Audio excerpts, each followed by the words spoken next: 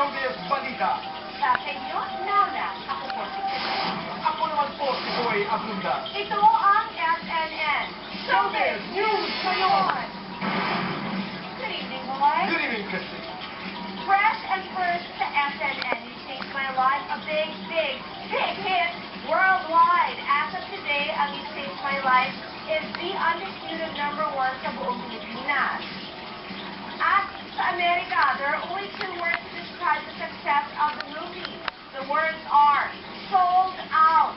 Exclusive po from the United States, ang SNN headline na to, galing kay Mario Dumawal. Now na. Kung tama naman ang 4,000 fans mula sa Southern California ang lumagsa sa Alex Theater sa Glendale para sa US premiere ng You Changed My Life. Kahit na recession sa Amerika, tumastos sila ng $25 kada ticket para nagmamanood ang pinakahuling pelikula ng Star Cinema na pinagbibigyan ng paborito nilang love team. Di ko naman dito, sold out din ang Fox Theater sa Redwood City nang dayuhin ng mga Pinoy na taga Northern California ang screening ng pelikula. May mga papremyo at regalo pa mula sa TFC.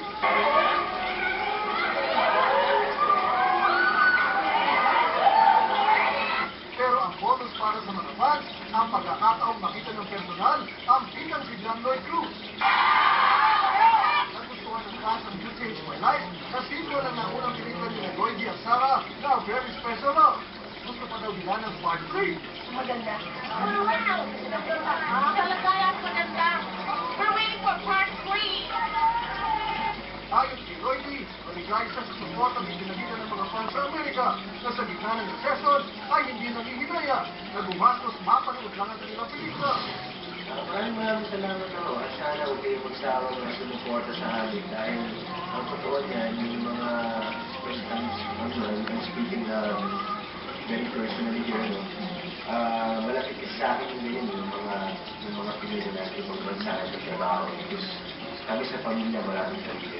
So, yung mga kagaya nila talagang they inspire us. So, from this business, from our end, talagang sana ho, patuloy tayo magbigay. Susunod na ipapalabas ang You Changed My Life mula March 6 hanggang 12 sa Los Angeles, Las Vegas, San Diego, Seattle at Honolulu. At Las Vegas, San Diego, Seattle at Honolulu. At mula March 13 hanggang 19 sa San Francisco. Ito si Mario Dumawal para sa SNN Showbiz News ngayon.